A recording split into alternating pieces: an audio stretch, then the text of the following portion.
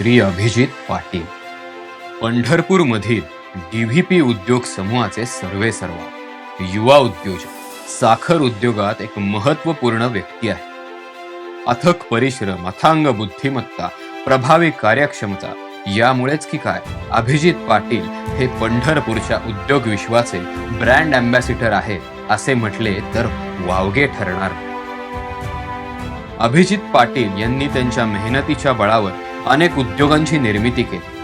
त्यामध्ये DVP mart, DVP square, DVP नागरी पतसंस्था, सोलापूर जिल्हा tractor association, Samruddhi tractor, hotel Vitthal Kamat, Dharashiv साखर कारखाना Osmanabad, Nashik, Nanded, people multistate co-op credit society limited Osmanabad यांसारखे अनेक उद्योग समाविष्ट आहेत.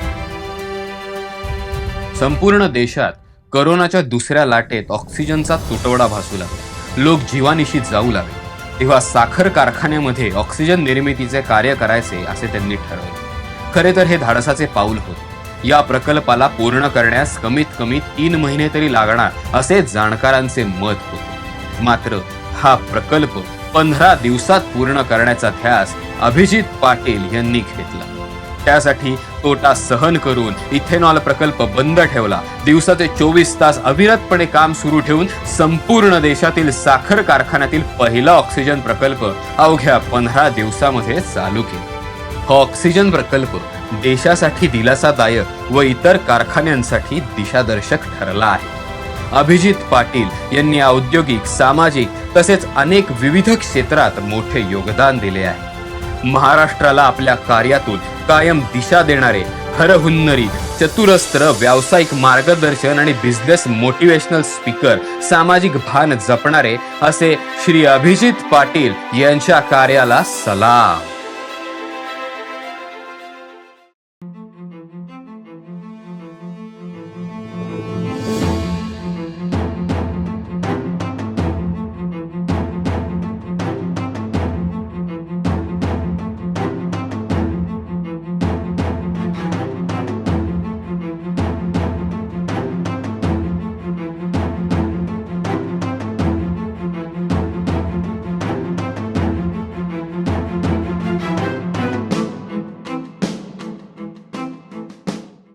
नमस्कार, अर्थात वेल्थमध्ये आपलं स्वागत आहे. आजचे मान्यवर आहेत श्री अभिजित पाटील सर, जे विठ्ठल सहकारी साखर कारखान्याचे चेअरमन आहेत. आणि आपल्या इंट्रोडक्शनमध्ये त्यांचं भरपूर सारे इंट्रोडक्टरी की ते काय काय बिझनेसेस करतात, कुठे कुठे ओनर्स आहेत आणि खूप कमी वेळात त्यांनी किती प्रगती केलेली आहे हे आपल्या चॅनलला आता आपण दाखवणार आहोत. तर सर, तुमचं आमच्या चॅनलला स्वागत आहे या ठिकाणी. पहिला विषय तर हा की अभिजित पाटील हे नाव आलं की प्रत्येकाच्या डोक्यात पहिले असा विषय येतो की खूप कमी पिरियडमध्ये खूप छान प्रगती केलेली आहे. आणि वय, पिरियड ह्या सगळ्या गोष्टी जर बघितल्या, म्हणजे बिझनेसचा पिरियड आणि तुमचं वय ह्या सगळ्या गोष्टी बघितल्यानंतर सगळ्यांना प्रश्न हा पडतो की सरांनी इतक्या कमी वेळेमध्ये एवढी सगळी गोष्ट कशी केलेली आहे. तर थोडंसं इंट्रोडक्शन पहिलं तुमचं आम्हाला द्या. माझं गाव पंढरपूरच्या जवळ असलेलं देगाव म्हणून माझं मूळ गाव, ज्या गावात एक मोठी परंपरा आहे. जेव्हा छत्रपती शिवाजी महाराजांचा काळ होता त्या काळामध्ये अफजल खानाने महाराष्ट्रावर स्वारी केली आणि औरंगजेब 2 ऑक्टोबर 1695 ते 99 4 वर्ष आणि अफजल खानाचे 2 असे 6 वर्ष विठ्ठल रुक्मिणीची मूर्ती आपल्या तळघरात आणि विहिरीत ठेवली होती. त्यामुळं त्या गावचा मी रहिवासी आणि खऱ्या अर्थानं सूर्याजी पाटील म्हणून त्या काळात होते, त्यांची मी 13वी पिढी. आणि मग माझ्याच घरामध्ये विठ्ठलाची मूर्ती 6 वर्ष आम्हाला त्या ठिकाणी त्यांचं नित्यपूजा वगैरे आणि सेवा करता आली. खऱ्या अर्थानं देव घरी होते या म्हणून देगावचं गावाचं नाव देवगाव होतं, ते देगाव असं झालं. आणि त्या गावचं मी असल्यामुळं खऱ्या अर्थानं त्याची पुण्याई खूप मोठी पाठीशी आहे. माझे वडील वकील होते. 2006ला वडील कोर्टामध्ये अंडायस केस चालवताना अटॅकमध्ये गेले आणि त्यानंतर मग माझ्यावरती जबाबदारी आली. मी घरातला मोठा आणि मग मला एक बहीण आणि एक भाऊ, मी तिघे आई. आणि मग असं त्या ठिकाणी सुरुवात झाली. आणि तेव्हा माझं 23 वय होतं आणि वडिलांच्या जाण्यानं माझ्यावरती मोठा असल्यामुळे जबाबदारी आली. आणि मग घरचं सगळं गावाकडे शेती आणि मग फारसं हे नसल्यामुळं काय बिझनेस सुरू करायचा हा पहिला प्रश्न होता. आणि त्यावेळी सुरुवातीला मला काय करावं असं सुचत नव्हतं. मग तेव्हा माझ्या एका पाहुण्याने मला सांगितलं की आता काय करणार, तुझं जास्त शिक्षण नाही, तर तू माझ्याकडे साईटवर सुपरवायझर म्हणून चल, मी तुला एक 10-15 हजार रुपये त्या ठिकाणी देतो. आणि उपकार म्हणून ते पण मला नोकरीची ऑफर केली होती. परंतु मला काय ते नोकरी करणे हा माझा कन्सेप्टच नव्हता, त्यामुळे मी काय ते स्वीकारलं नाही. परंतु आज बघितलं तर 4,000 लोक माझ्याकडे काम करतात. म्हणजे नोकरी स्वीकारली नाही म्हणून मग मी हे सगळं उभा करू शकलो. आणि मग सुरुवातीच्या काळामध्ये घरी एक ट्रॅक्टर होता, ट्रॅलर होत्या. मग काय करायचं, आणि ग्रामीण भागातलं असल्यामुळं पहिला ह्या विठ्ठल कारखान्याला ज्याचा आम्ही सभासद, त्या कारखान्याला एक ट्रॅक्टर आणि टोळी हा बिझनेस सुरू केला. आणि मग ट्रॅक्टर टोळी, आणि आता त्याच विठ्ठल कारखान्याचा मी चेअरमन आहे. म्हणजे एक तुमच्याकडे विठ्ठलाचं सगळं चालत आलेलं आहे, तर कारखाना पण विठ्ठल असं म्हटलं तर हा. चालणार आहे. पण सर, ज्यावेळेस तुम्ही नोकरी नाकारली त्या ठिकाणी, तर त्यावेळेस असा विचार नाही आला का डोक्यामध्ये की आत्ता आपल्याजवळ हातात तसं काही नाही? म्हणजे वडील तुम्ही म्हणताय कोर्टात होते त्यावेळेस, बिझनेस बॅकग्राऊंड तुमचा कुठलाही नव्हता, तर त्यावेळेस जसं एक कॉमन माणसाचा विचार असतो की एक 10 ते 6 जॉब करूया, पहिले पैसे कमवूया त्यात, आणि मग नंतर पुढे विचार करूया. जनरली लोक 40 नंतर बिझनेसचा विचार करतात तिथे. पण तुम्ही तुमचं जे बघितलं बॅकग्राऊंड की एज्युकेशन, त्याच्यानंतर फंड्स, ह्या सगळ्या गोष्टी आणि बिझनेसचा विचार त्यात, तर रिस्क नाही वाटली कुठे की बिझनेस करायचा आहे आपल्याला? म्हणजे ते वय रिस्क तर नक्कीच आहे. रिस्क कारण छत्रपती शिवाजी महाराजांना मानतो मी. आणि छत्रपती शिवाजी महाराजांनी एक सरदाराचे मुलगा होता आणि सरदार राहिलेच. परंतु महाराजांनी खऱ्या अर्थानं स्वतःचं त्या ठिकाणी हे होऊन, पुढं होऊन त्या ठिकाणी रयतेचं राज्य, हिंदवी स्वराज्य त्या ठिकाणी उभा केलं. आणि त्या प्रेरणेत आपण पण त्या ठिकाणी रिस्क घेतली पाहिजे, आणि हा खऱ्या अर्थानं विचार होता. आणि मग काय करायचं हा खूप मोठा प्रश्न होता. आणि मग सुरुवात झाली, आणि ते सुरुवातीच्या काळामध्ये खऱ्या अर्थानं खूप मित्र मला आहेत, आणि त्या मित्रांच्या सोबतीला सहकार्यामुळं खऱ्या अर्थानं मी ह्या सगळ्या गोष्टी करू शकलो. आणि मग रिस्क तर 100%च होती. सगळेजण बाहेरून सपोर्ट करत होते, परंतु करायचं मला होतं, आणि भीती पण होती. परंतु आपण ठरवलं होतं की नोकरी करायचीच नाही, हा एक ठाण मनाला होती. आणि त्यामुळं बिझनेसच करायचा, काही असं काहीही करावं लागेल, परंतु आपल्याला ग्रोथ करायची. आणि मग मित्र सोबत होते, आमचा बऱ्याच जणांशी संपर्क आला, त्यांच्याशी मैत्री वाढली, त्यातून आयडिया सुचत गेल्या. आणि हे सगळे बिझनेस असे एक्सपिरियन्सड नसताना, किंवा माझा तर अनुभव नाहीच बिझनेसचा, माझ्या फॅमिलीचा नाही, माझ्या गावात तर कोण नव्हतं बिझनेस करत. म्हणजे आम्ही सगळे शेतकरी, शेती आणि आपलं ते. परंतु काय झालं की ट्रॅक्टर जो मी वापरत होतो कारखान्याला, त्या ट्रॅक्टरला खऱ्या अर्थानं सतत ट्रबल होत होता, ब्रेकडाऊन व्हायचा. म्हणून खऱ्या अर्थानं मला वाटलं की आपण त्या ट्रॅक्टरला सर्व्हिसला गेलं की ती सर्व्हिस नीट मिळत नव्हती, बरेच इश्यू होते. म्हणून मग ट्रॅक्टरचा डीलर व्हायचं हा त्याच्यातला एक हाल. आणि मग तो ट्रॅक्टर डीलर व्हायचा म्हणून मी ट्रॅक्टरची एजन्सी घ्यायची ठरवली. मग मी सब डीलरशिप घेतली, मग ट्रॅक्टरची डीलरशिप घेतली. मग 2010 पासून माझ्याकडे सोनालिका ट्रॅक्टरची डीलरशिप. मग मी स्वतः त्या ठिकाणी टू व्हीलरवर जाऊन ट्रॅक्टर विकायचा, सेल्स बरोबर, टीम बरोबर काम करायचो. आणि मग त्याच्यातून एक अनुभव मिळत गेला, लोक जोडता आली, लोकांबरोबर अजून चांगलं रिलेशन बिल्टअप करता आलं. आणि ह्याच्यातून माझी एक स्वतःवरचा विश्वास वाढला की आपण एक ट्रॅक्टर टू ट्रॅक्टर डीलर हा प्रवास झाला. आणि मग ट्रॅक्टर डीलर झालो. मग आता गेले 5 वर्ष महाराष्ट्रात सेलमध्ये महाराष्ट्रात टॉप 1 ला आहे मी. आणि मग तो ट्रॅक्टर आता बिझनेस सेट झाला. 5-5.5 हजार ट्रॅक्टर आता सेल झालेत आतापर्यंत, आणि वर्षाला 500-600 ट्रॅक्टर विकतात. सर्व्हिसमध्ये देशातमध्ये 1 नंबर आहे, स्पार्ट स्पेअर. आणि मग ज्याच्यासाठी मला जो त्रास होत होता तो मी दुसऱ्याचा बंद करायचा, म्हणून बिझनेस तो आला आणि ती आयडिया आली.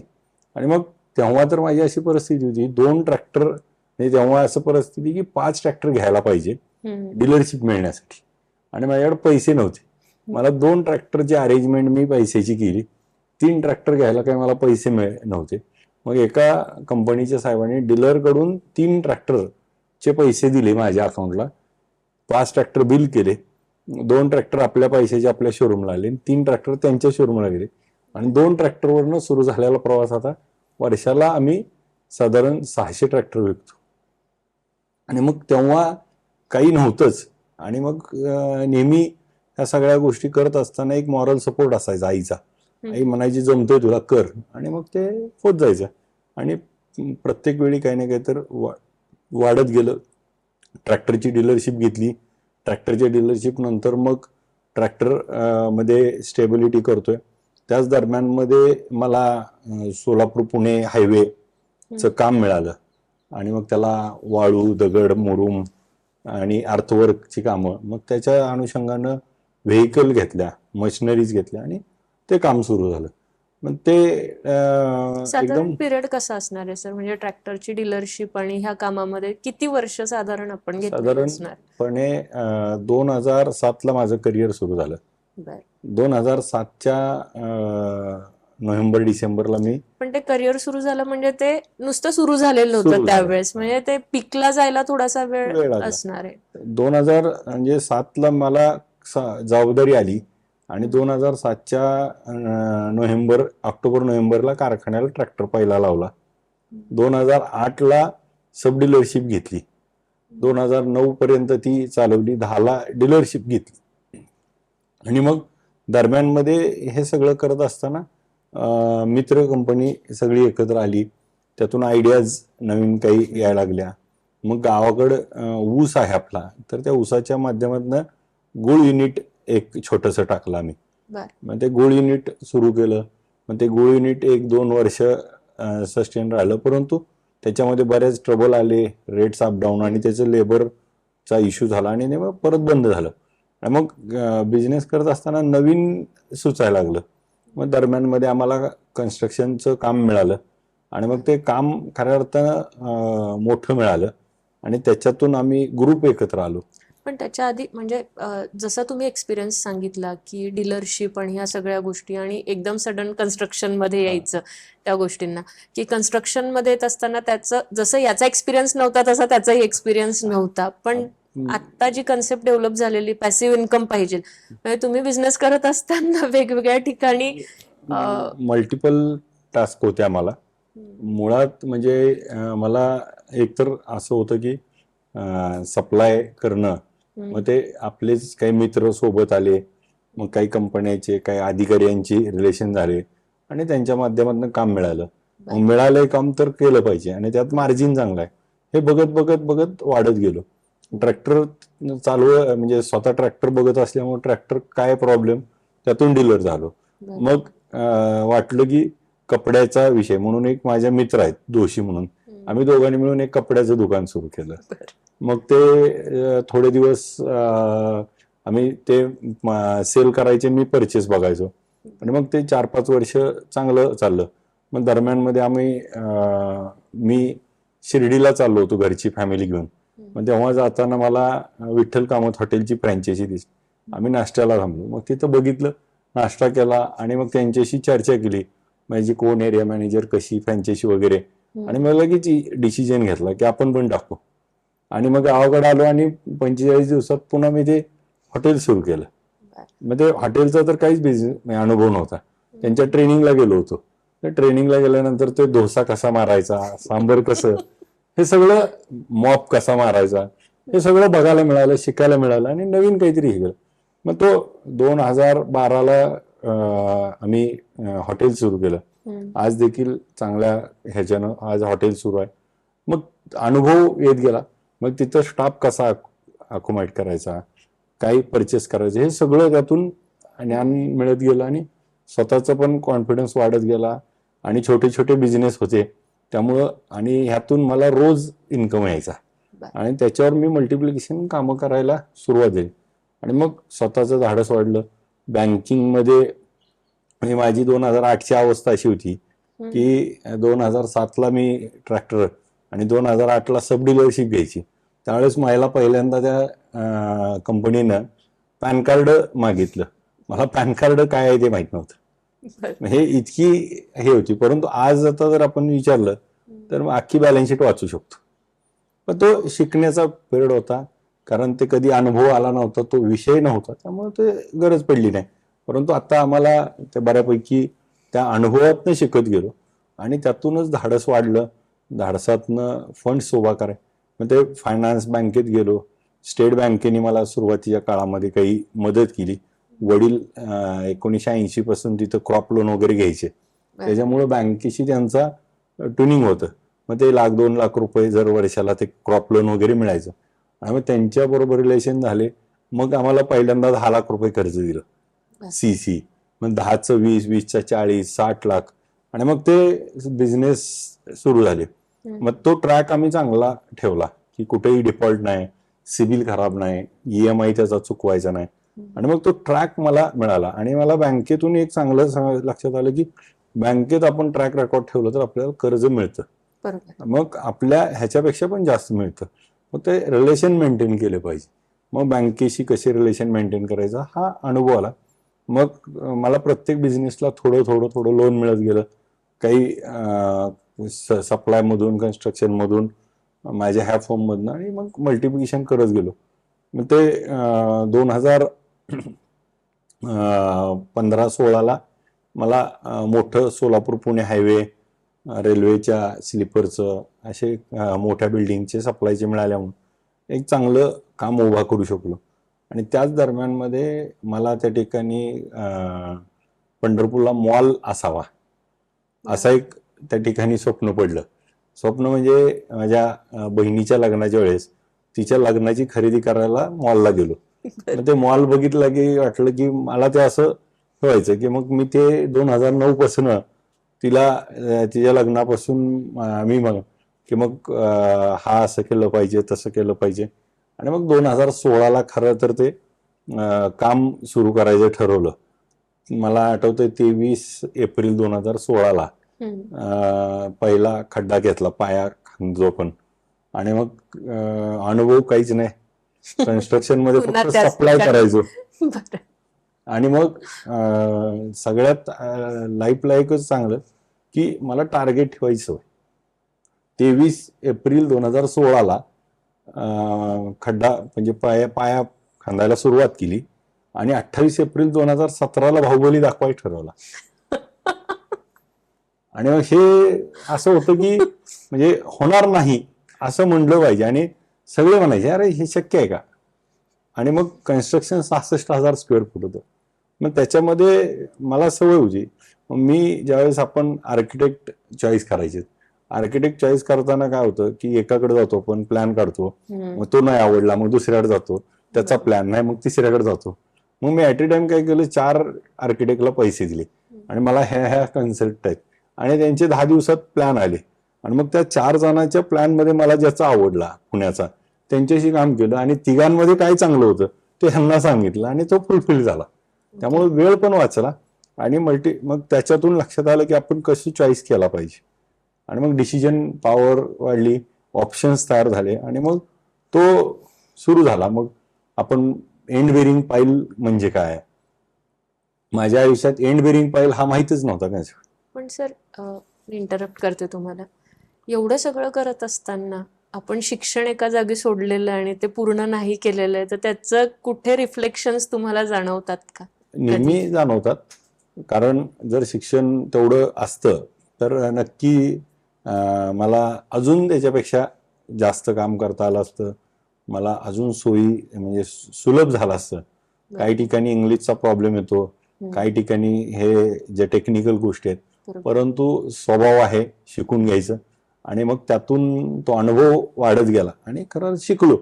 आणि मग आता ते लक्षात आलं. आणि एक गोष्ट आहे की ती आपण केली की आपण परफेक्ट होतो. आणि कधी असं नाही वाटलं आता खूप सारा पैसा येऊन गेलेला आहे, आता काय, आता आपण पॅसिव्ह इन्कम आपलं सगळं जनरेट होणार आहे, तर शांत बसून आपण छानपैकी त्याचा उपभोग घेऊ शकतोय, एवढा व्याप का वाढवायचा अजून पुढचा असं? नाही, कसं आहे की आपले प्रत्येकाचे टार्गेट ठरलेले असतात काही ना काहीतरी. आणि मग जर सुरुवातीलाच असं पैसे मिळाले तर आरामात राहायचं असतं तर नोकरीच केली असती. पण ते आराम किंवा असं काही डोक्यातच नव्हतं. आपल्या डोक्यात एकच होतं की मला वडील नेहमी मला आठवायचं. वडील म्हणायचे की माझं पोरगं काहीतरी असं करेल की त्याच्याकडे 100 पोरं कामाला आणि फिरत्या खुर्चीत बसेल.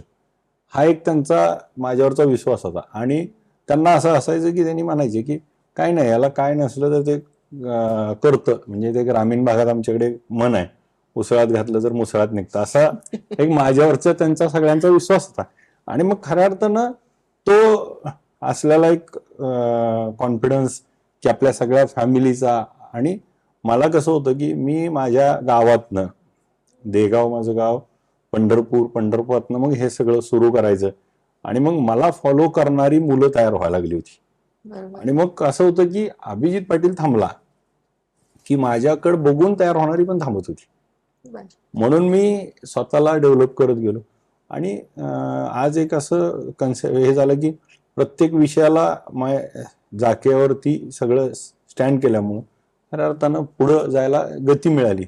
म्हणजे मॉलचं कन्स्ट्रक्शन 66,000 स्क्वेअर फूट आम्ही 1 वर्षात त्या ठिकाणी पूर्ण केलं.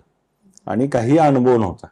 मग OPT सिमेंट कशाला म्हणायचं, PP सिमेंट कशाला म्हणायचं, स्टील डिझाईन, त्याचे आपल्याला जे लागणारे ग्रेड आहेत, त्या ग्रेड असतील कॉन्क्रीटच्या, इंटिरियल असेल, एक्सटिरियल असेल, steel design, fire design, safety features, त्याला लागणाऱ्या केबल्स, त्याचे सगळ्या गोष्टी ह्या सगळ्या शिकायला मिळाल्या. आणि ह्या शिकत शिकत शिकत फक्त फास्ट शिकलो. आणि मग ते लवकर आलो.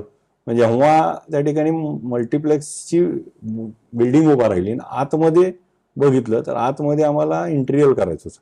आणि परत इंटिरियर बरोबर साऊंड प्रूफ, ग्लास प्रूफ, परत आम्हाला त्याला एसी बरोबर आम्हाला साऊंड इफेक्ट, स्क्रीन मधल्या जे स्पेसिफिकेशन आहेत. आणि मग त्याच्या सगळ्या बारकावे बघावं लागायचे. मग त्याला UFO लागायचं, UFO असायचं, त्याला सगळ्या ज्या गोष्टी आहेत ह्या सगळ्या गोष्टी शिकायला मिळाल्या. कुठून कशा कलेक्ट करायच्यात. त्यातला एक शेवटचा किस्सा असा होता आमचा. 28 एप्रिलला बाहुबली, 28 एप्रिलला बाहुबली दाखवायचा आणि सगळं रेडी झालं. आणि ज्या बसायच्या सीट्स होत्या त्या दिल्लीवरून येणार होत्या. ऍक्च्युली जाऊन मी दिल्लीला, आणि ते ज्यावेळेस मल्टिप्लेक्स उभा करायचं त्यावेळेस मल्टिप्लेक्सच्या साठी लागणाऱ्या इक्विपमेंट्स जास्त कुठे मिळतात तर चायनामध्ये गँगझाऊ शहर आहे. तर तिथं जाऊन आलो 5 दिवस की तिथं काय काय आहे आणि मग काय तिथलं आपल्या इथं मिळतं. आणि मग त्यामुळं ते बघण्याची जास्त सवय होती, ऑब्झर्वेशन झालं आणि त्यातनं वाढलं. शेवटच्या दिवशी असं होतं की दिल्लीवरून आम्ही चेअर घेतल्या. त्या चेअरची गाडीच आमची रात्री आली नाही, दुसऱ्या दिवशी तर पिक्चर दाखवायचा. मग ते नगरपर्यंत होती. रात्री तिला आणल्यानंतर आमचे मित्र सगळे, आणि ते 3rd फ्लोअरला होतं स्क्रीन. सगळ्या मित्रांनी हातात 2-2 चेअर घेऊन, आम्ही लिफ्ट सुरू झालेली नव्हती त्यामुळं वर गेलो. आपल्या ट्रॅक्टरचे मिस्त्री होते, त्यांचे फिटिंगची 5च लोक आली होती. मग ट्रॅक्टरच्या मिस्त्रींना मागं ते कसं फिटिंग करायचं आणि आम्ही उभं राहून फिटिंग केलं. सकाळी 10 वाजता उद्घाटन आणि 9 वाजता सीट फिटिंग झाली. आणि मग त्या ठिकाणी सगळे आले उद्घाटनाला. उद्घाटन करताना देखील माझ्या आई आणि माझे जे पार्टनर होते बोरगावकर, त्यांच्या आई, दोघी आमच्या आईंच्या हस्ते त्याचं उद्घाटन आम्ही केलं. खऱ्या अर्थानं काय होतं की आलेले खूप मोठी लोक असतात सोबत, मग आपले घरचे मात्र कोपऱ्यात बसलेले असतात. बरोबर. आणि खरं आई वडिलांचा आशीर्वाद सगळ्यात मोठा. आणि मग त्यांच्या हस्ते त्या ठिकाणी केलं. बाहुबली पिक्चर सुरू झाला. मला आठवतंय की विदिन 1 तासामध्ये पुढचे 4 दिवस सगळे शो फुल झालते. आणि तिथून एकदमच विदाऊट ऍड, विदाऊट काही, आम्ही एकदम फास्टमध्ये मल्टिप्लेक्स सुरू झालं. मग तिथं मॉल होता, तो परत आम्ही रेंटल केला आणि आता तो फुल फ्लेज सुरू आहे. आणि मग सिव्हिल कन्स्ट्रक्शन मधला काहीच अनुभव नव्हता, पण त्यामुळं मला सिव्हिल इंजिनियर होता आलं. पण अनुभव घेतला. मग electric engineer, fire engineer, safety, या सगळ्या गोष्टी त्यामुळे शिकायला मिळाल्या. आणि त्या गोष्टी मी अनुभवत गेलो आणि वाढत गेलो. सर, तुमचा एक गमतीदार विषय आमच्या समोर आला होता की चायना म्हटलं की करोना हा विषय येतो आणि चायनाला तुम्ही गेले होते आणि तुम्ही तब्बल एकटे न जाता 38 ते 40 लोक गेलेले होते. तर तो विषय काय आहे तुमचा चायनाचा? खरं म्हणजे काय झालं की मल्टिप्लेक्स मॉलचं काम होतं आणि त्याच्यासाठी लागणाऱ्या काही नवीन गोष्टी आहेत त्या बघायसाठी गेलो होतो. मग जाताना काही आमचा मित्र ग्रुप मोठा आहे, काही मुलांची इच्छा होती की आम्हाला पण फॉरेन ट्रिप झाली पाहिजे, म्हणून मग 38 जणाला सोबत घेऊन मी त्या ठिकाणी चायना, मकाऊ, हाँगकाँग आणि चायनातलं ग्वँगझाऊ सिटी जिथं कॅन्टॉन फेअर भरतो तेव्हा माझ्या अंदाजे 120 का 121 होता आणि दर 6 महिन्याला त्या ठिकाणी भरतो. आणि त्या ठिकाणी जगभरातनं नवीन काही बिझनेसेस आहेत, ते सगळे बिझनेस तिथे येतात. त्यांचे काय आहे नवीन अपकमिंग सगळं तिथं बघायला मिळतं. आणि मग त्यासाठी नेलो आम्ही सगळ्या मित्रांना.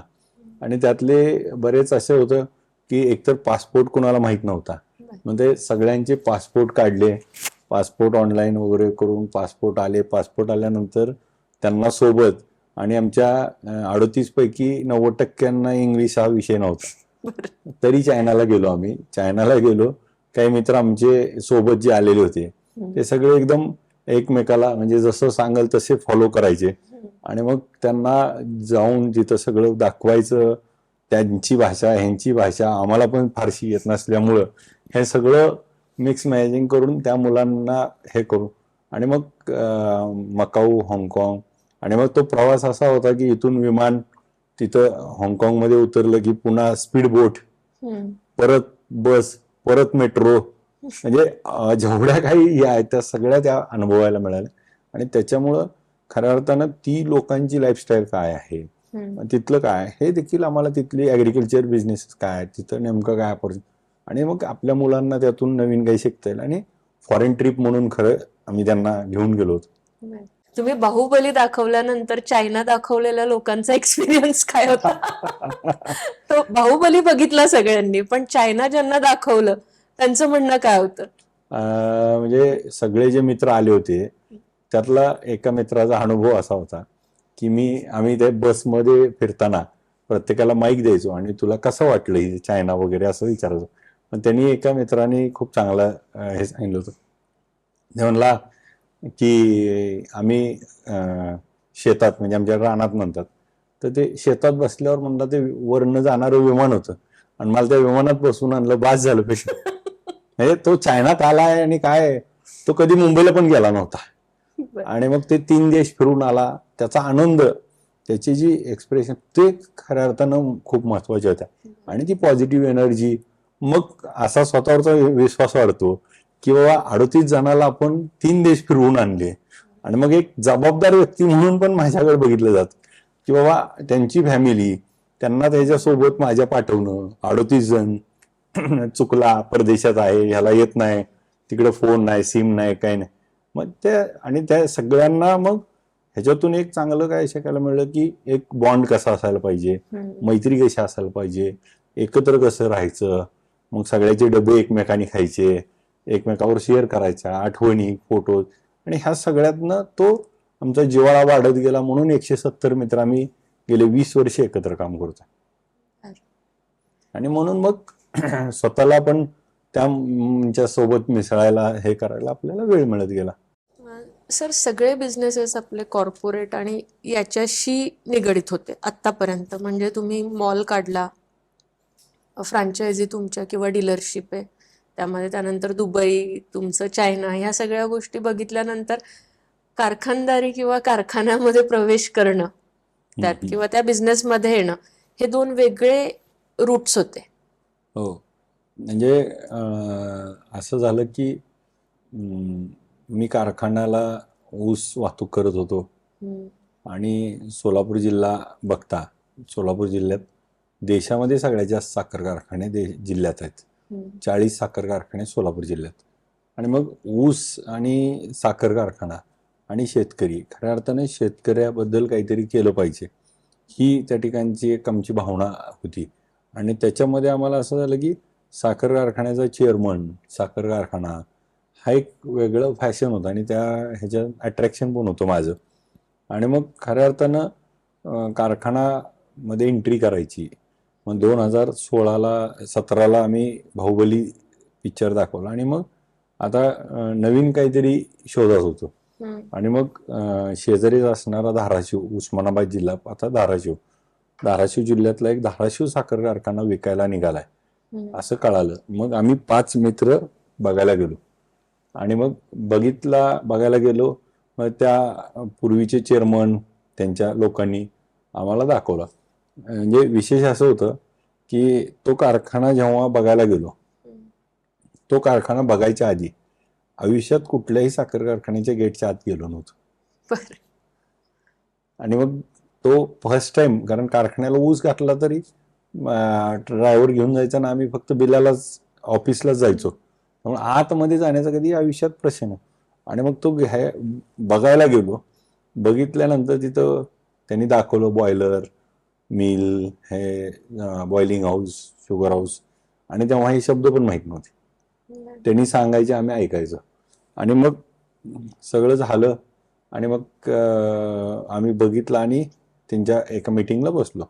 मग मिटिंगला बसल्यानंतर आम्ही त्यांना विचारलं की कसं आहे काय. मग त्यांनी सांगितलं 65 एकर जमीन आहे, 1250 टनी कारखाना आहे आणि त्याच्या असे सगळी माहिती सांग. मग आम्हाला हे होतं की मग कितीला काय असं आम्ही विचारलं किंमत त्यांना. मग किंमत विचारल्यावर त्यांनी म्हणले तुमचं वय किती? म्हणलं 33. पुन्हा मला म्हणले मग आम्ही किंमत विचारली. मग म्हणले तुमच्यात कोण पॉलिटिक्समध्ये आहे का, आमदार खासदार? म्हणलं नाही. मग परत विचारलं तुमच्यात कोण अधिकारी आहे का? नाही. मग आता किंमत सांगायची तर दुसरेच प्रश्न विचारायचे. आम्ही परत म्हणलं किंमत काय आहे विचारलं. ते म्हणले पैसे आहेत का? म्हणजे दाखवायला आणू का? आणि मग खरं तो त्यांनी म्हणले, म्हणजे असं इन्सल्टिंग होतं की त्यांनी हे काय घेतील असं होता विषय. आणि मग त्यांनी एक किंमत सांगितली. आमच्या मित्र आम्ही बसलो होतो, त्यातला एक मित्र म्हणला एवढी किंमत म्हणलं की त्यांनी लगेच होय म्हणला आणि 1 कोटी चेक दिला. किंमत काय होती तेव्हाची? ते सगळी सराउंडिंग बघितली तर 45 कोटी तेव्हाचे होते. आणि मग आम्ही ते 1 कोटीचा चेक दिला, नो निगोशिएशन.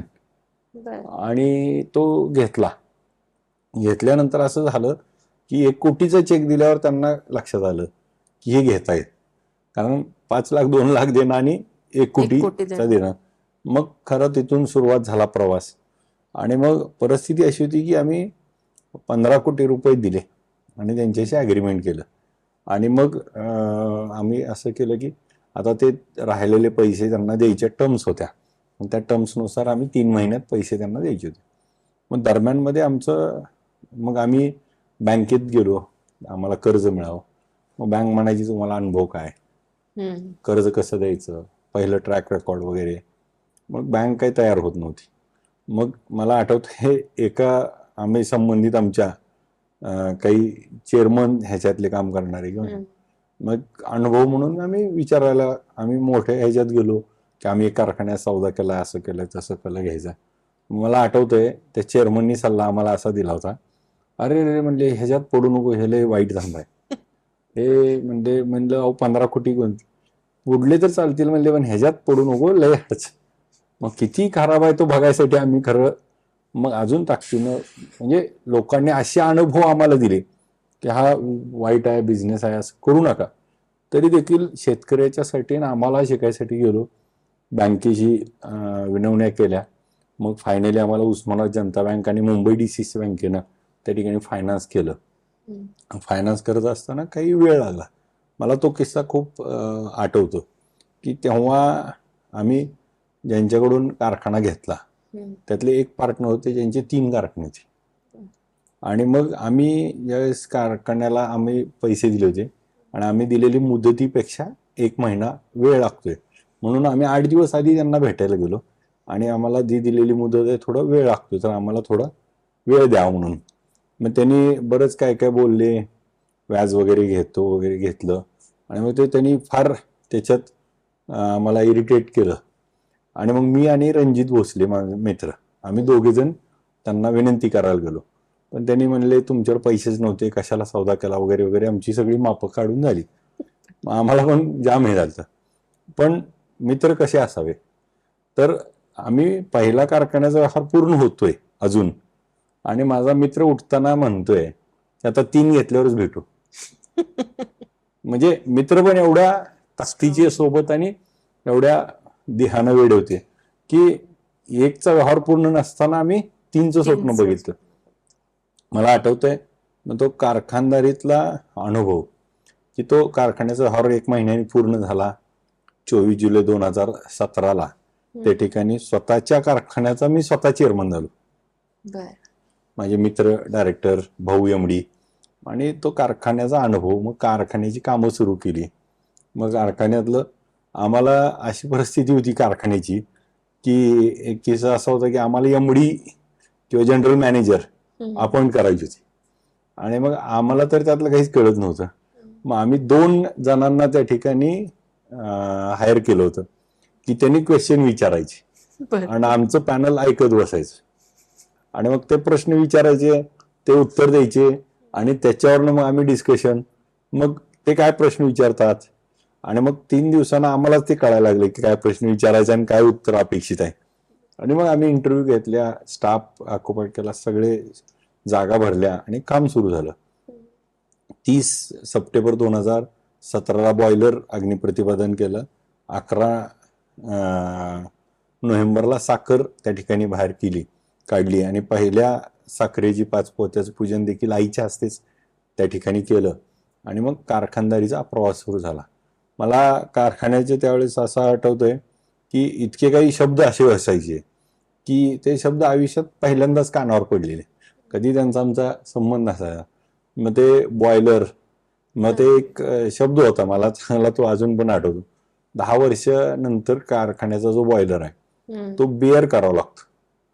मग तो बेअर शब्दच येत नसायचा, कारण कधी आणि त्याला काय म्हणायचं ते पण. मग जेव्हा ते प्रॅक्टिकल गेलो तेव्हा समजायला लागलं. मग बॉयलर, ट्युबा, त्याचे सोपरेटर, त्याचे इकोमनायझर, त्याचे आयडी, एफडी, आणि मग तो कारखाना, बॉयलर, मिल चेन, त्याचे आरबीसी, एमबीसी. म्हणजे आधी कारखाना विकत घ्यायचा, लोकांचा विषय वेगळा असतो. आधी प्रोजेक्ट रिपोर्ट बनवायचा, त्यातले नावं लक्षात ठेवायचे, सगळ्या फिगर्स लक्षात ठेवायच्या. पण तुम्ही आधी कारखाना विकत घेतल्यानंतर एक्सपेरिमेंट सगळे सुरू झालेले होते तुमचे. आणि ते सगळं विकत घेतलं होतं, त्याच्यामुळं खूप मोठं बर्डन पण होतं, आणि सक्सेस पण आहे, ह्याच्याशिवाय दुसरा ऑप्शन नव्हता. पण एक घेतल्यानंतर पुढचे जे 3-4 हे जे प्रकार झाले, काय झालं की पहिला घेतला 24 जुलै 2017ला, आणि पहिल्याच कारखान्यामध्ये अनुभवाला कारखाना चालला. नशिबानं तेव्हा साखरेला भाव होते, साखर विकली गेली, शेतकऱ्याची बिलं गेली, आणि मग लक्षात आलं की हा प्रॉफिटेबल बिझनेस आहे. मग MSC बँकेमध्ये आम्ही त्या ठिकाणी अप्रोच झालो, आणि MSC बँकेकडून आम्हाला प्लेज लोन मिळालं. MSC बँकेच्या जाण्यात तिथं टेंडर निघाले होते, साखर कारखाने भाडे तत्त्वावर द्यायचे. मग तिथंच नाशिकला एक साखर कारखाना होता, त्याला कोजन डिस्टिलरी आणि कारखाना होता. मग तो बघायला गेलो, मग तो त्या ठिकाणी बँकेनं मदत केली. तो 25 वर्षासाठी लीजवर घेतला. आणि मग तो 3 सप्टेंबर 2018ला, आणि 3रा कारखाना एक नांदेड जिल्ह्यात लोहा म्हणून आहे, तिथं व्यंकटेश्वरा, तो विकायला निघाला. मग त्यांची आमची भेट झाली, मग तो घेतला बँकेतनं आम्ही. तोपर्यंत ट्रॅक रेकॉर्ड चांगलं झालं होतं. विकत घेतला की चालवायला? विकत घेतला, तो विकत घेतला नांदेडचा व्यंकटेश्वर आग्रो. आणि मग तो असा होता की 60-70% काम झालेलं होतं, आणि तो कधी सुरू झालेला नव्हता. 2010ला इन्स्टॉलेशन सुरू झालं, 2014-15 पर्यंत काम केलं, आहे बंद पडला होता. आम्ही तो 26 जून 2019ला घेतला. म्हणजे 17 ते 19 2 वर्षामध्ये 3 कारखाने घेतले. पण आपण जेव्हा कुठली असेट घेतो, ठीक आहे, मग आता एक सर्वसाधारण उदाहरण जर घेतलं की एखादी घर आपल्याला घ्यायचंय, रिसेलचं आहे त्यात, तर आपण पहिले ह्या गोष्टी बघतो की त्याचं आउटस्टँडिंग लोन किती आहे, काय आहे. कारण आपल्याला हे बघायचं असतं की आपल्याकडनं किती होणार आहे, रिपेमेंट होणार आहे, आपला प्रॉफिट मार्जिन त्या ठिकाणी काय निघणार आहे. आपण घेतलं सगळं त्यात, पण त्यामध्ये ह्या गोष्टी ज्या आहेत ह्या तुम्हाला ऍड ऑन होत गेलेले असणार आहे की त्यांचे लोन्स असणार आहेत, ज्या ज्या गोष्टी तुम्ही घेत गेलेले होते. मग त्याचं प्लॅनिंग तुमचं काय असणार आहे? घेण्यासाठी लोन अवेलेबल झाले, पण पेमेंटसाठीच तुमची तरतूद कशी होती सुरुवातीला बाकीच्या? असं झालं की आम्ही जेव्हा पहिला धाराशिव कारखाना घेतला त्यावेळेस आम्हाला 20 कोटी रुपये कर्ज त्या ठिकाणी बँकेकडून घेतलं. नाशिकचा कारखाना चालू करायला बँकेने कर्ज दिलं, मग त्याचं रिपेमेंट त्यात होत होतं. नांदेडचा कारखाना घेताना मार्जिन आमचं प्लस बँकेचं कर्ज मिळालं. आणि मग 3 कारखान्याला कर्ज बँकेने, मग मुंबई MSC बँक आणि आपल्याला ठाणे DCC ह्या दोन्ही बँकेने त्या ठिकाणी कर्ज दिलं आणि त्याच्यातून कारखाने सुरू झाले.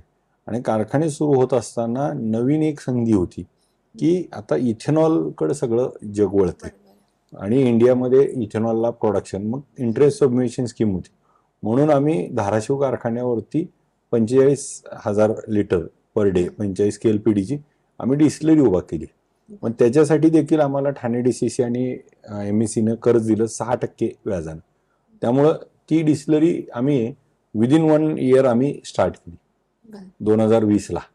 मग ते 2017ला पहिला कारखाना, 2018ला दुसरा, 2019ला तिसरा आणि 2020ला डिस्टिलरी आणि त्यात इथेनॉल मग 60. हे सगळं सुरू झाल्यामुळं आणि ह्या 3 कारखान्याचं क्रशिंग, इथेनॉलचं प्रोडक्शन ह्याच्यातून रिपेमेंट व्हायला लागलं आणि जे शेड्यूल्ड होतं ते वेळेवर व्हायला लागलं. त्यामुळे एक थोडा दिलासा मिळाला. परंतु 2019-20 मध्ये दुष्काळ आला आणि मग पाऊस कमी झाल्यामुळं ऊस कमी होता आणि मग तिथं आम्ही थोडा बॅकला आलो 1 वर्ष. म्हणून 20 साली कारखाना न घेता मी इथेनॉलकडे वळालो आणि मग तिथं थोडा बॅक बसला. परत पाऊस चांगला झाला आणि परत आम्हाला पण देखील त्या ठिकाणी झालं. मग 2020-21 पर्यंत गेलो. 21 साली असं झालं की मी ज्या जिल्ह्यात सोलापूरला येतो त्या सोलापूर जिल्ह्यातला एक सांगोला साखर कारखाना, तो गेले 12 वर्ष बंद पडला होता आणि तो आता चालू होईल अशी अपेक्षा नव्हती. मग तिथले संचालक मंडळ, तिथले माजी चेअरमन ह्यांनी आम्हाला फोन केले, संपर्क केला की हा कारखाना तुम्ही घ्या. आणि तो कारखाना कोण घेईल असं वाटत नव्हतं. ते लोक फार त्याच्याबद्दल हे बोलायचे. मग तो कारखाना घेण्यासाठी खऱ्या अर्थानं मला बोलवलं. मग आमची बैठक झाली. तेव्हाचे उपमुख्यमंत्री अजितदादा पवार साहेबांच्याकडे बँकेत मिटिंग झाली आणि मग तिथं आमची चर्चा झाली. मग तिथं शरदचंद्र पवार साहेबांकडे देखील आम्हाला त्यांनी त्या लोकांनी नेलं की कसं काय, आणि मग तिथं बोललो. पण तिथं देखील त्यांनी चिंता व्यक्त केली की हा कारखाना काय चालू होईल असं वाटत नाही आणि तुम्ही कसं घेताय. तरी देखील ह्या 3 कारखान्याच्या अनुभवावर हा कारखाना चालू होऊ शकतो हा अनुभव असल्यामुळं आम्ही त्या ठिकाणी धाडस केलं. त्या ठिकाणी बँकेने सहकार्य केलं आणि लगेच आम्हाला त्या ठिकाणी अप्रूव्ड केलं आणि टेंडरमध्ये आम्हाला 25 वर्षासाठी लॉंग लीज दिला. आणि मग तो कारखाना सुरू झाला. एक लक्षात आलं की कारखान्याची परिस्थिती, आणि मग 12 वर्ष बंद पडलेला कारखाना फक्त 35 दिवसात सुरू केला. आता स्टेटस काय त्या कारखान्याचं? एकदम चालू आहे. ह्या वर्षी सुद्धा सीझन होईल. आणि मग तो अनुभव असा होता की या मागच्या 3 कारखान्यापेक्षा तो एक वेगळा होता, कारण त्याच्याबद्दलचं हे होमग्राऊंडवर काम करायचे. मग 3 कारखान्याचा स्टाफ त्या ठिकाणी एकत्र 1000 लोक बोलवली आणि त्या सगळ्यांनी मिळून तो कारखाना डिसमेंटल केला, परत इरेक्शन केला आणि मग खऱ्या अर्थानं तो 35व्या दिवशी आम्ही त्या ठिकाणी चालू करून साखर काढली. आणि मग साखर भेट द्यायला पवार साहेबांना गेल्यानंतर त्यांना आनंद वाटला की हा कारखाना देखील तुम्ही सुरू करू शकला. 2021ला तो अनुभव आला. 2022ला तसंच गजानन साखर कारखाना म्हणून बीड जिल्ह्यात होता, तिथले आमदार होते, त्यांनी देखील संपर्क केला आणि तो देखील बीडचा गजानन घेतला. तो एक चालू झाला. मग तो गेल्या वर्षी क्रशिंग केला. सांगोल्यान 2 सीझन केले, धाराशिवनी 5-6 सीझन केले. आता सगळे कारखाने सुरू आहेत. आता ह्या वर्षी मात्र दुष्काळजन्य परिस्थिती आहे, त्यामुळं खूप काही चांगलं नाही आहे. त्यामुळं साखरेचे प्रोडक्शन त्या ठिकाणी कमी होणार आहे आणि ऊस कमी असल्यामुळं कारखाने पण कमी दिवस चालणार. हा थोडा या वर्षीचा अनुभव हा जरा वेगळा आहे. पण जेव्हा अशी दुष्काळाची परिस्थिती असते किंवा या सगळ्या गोष्टी असतात, आता आपण त्या दुष्काळाच्या परिस्थितीवर आपण मात नाही करू शकत आहे, बरोबर, कारण ते नेचरने घडवलेल्या गोष्टी. पण अशा वेळेस जे लोक तुमच्यावर डिपेंडंट आहेत, ऊस तोड कामगार असतील, त्याच्यानंतर शेतकरी असतील, त्या ठिकाणी त्यांच्यासाठी आपली काही प्रोव्हिजन असते का? आता खरं तर हे साखर कारखानदारीत खूप मोठी शोकांतिका आहे. ही तशी प्रोव्हिजन कोणताही कारखाना अजून करत नाही. आता करणं गरजेचं आहे. येणाऱ्या काळामध्ये आपल्याला एकरी उत्पादन वाढवणं आणि मग त्यातून आहे ह्या क्षेत्रामध्ये जास्त कसा ऊस निघेल आणि त्यातून कारखाने जे आज 100 ते 120 दिवसावर आले ते परत 160 दिवसावर कसे चालतील आणि त्यासाठी आता काम करणं गरजेचं आहे. आणि साखर कारखानदारी फक्त 5च वर्ष अनुभव आला आणि मग आत्ता कुठंतरी त्यातून पहिला दुसरा दुष्काळ अनुभवायला मिळतोय. त्यामुळे येणाऱ्या काळामध्ये त्याची देखील आम्ही प्रोव्हिजन करतोय की अशा काही ट्रबल्स आल्या तर आपल्याला रिझर्व्ह आपले असले पाहिजे आणि ते त्या काळामध्ये वापरता आले पाहिजे.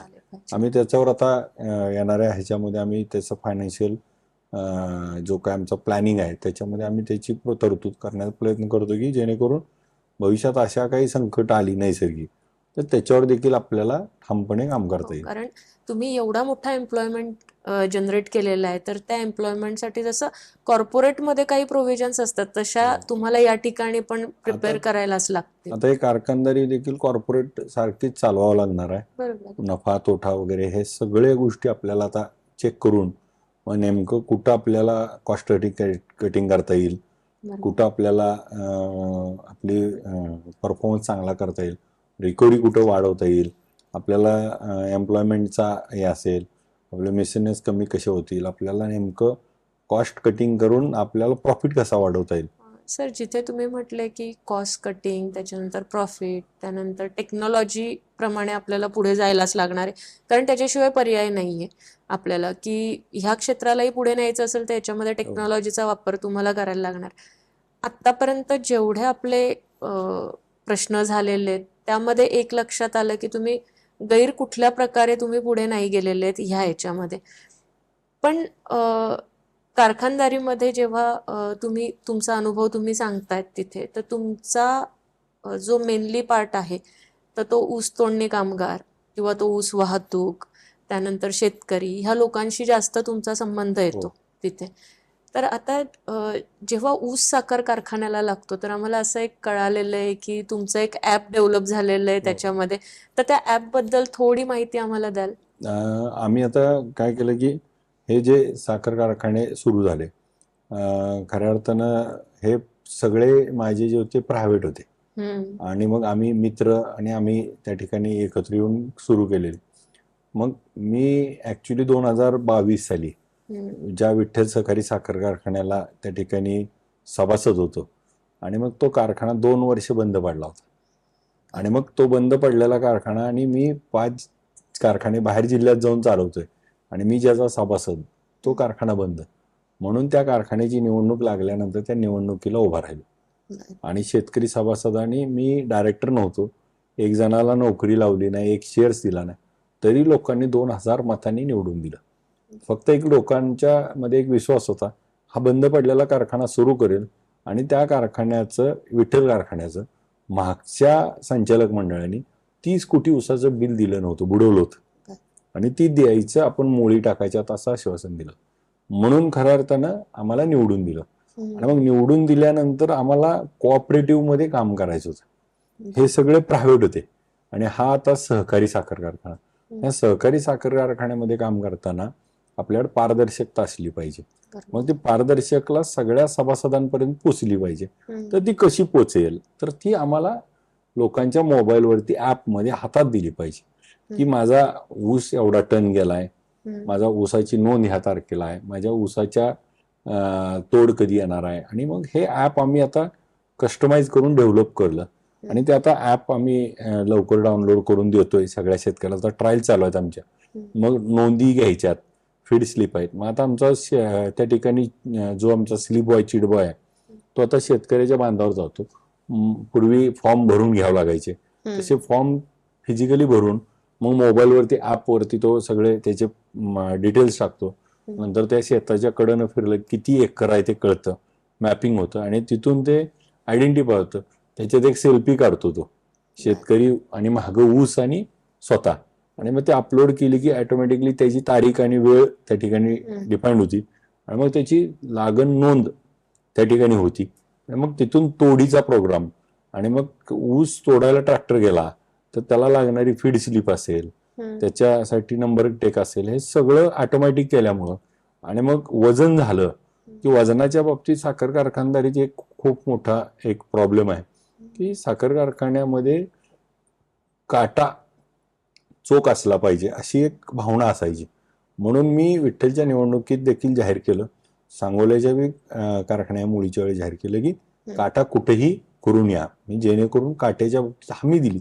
आणि त्यामुळं खऱ्या अर्थानं एक तो मला चांगला लोकांचा विश्वास की काट्यावरती कोणीही बोलत नाही, हा एकमेव बोलतोय, म्हणून आपण चोख आहे तर बोलायला हरकत नाही.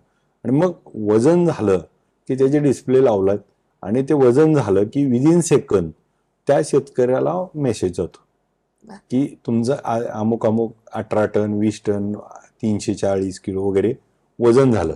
आणि तोच मेसेज त्या ट्रॅक्टर मालक, तोडणी वाहतूकदार त्याला देखील जातो.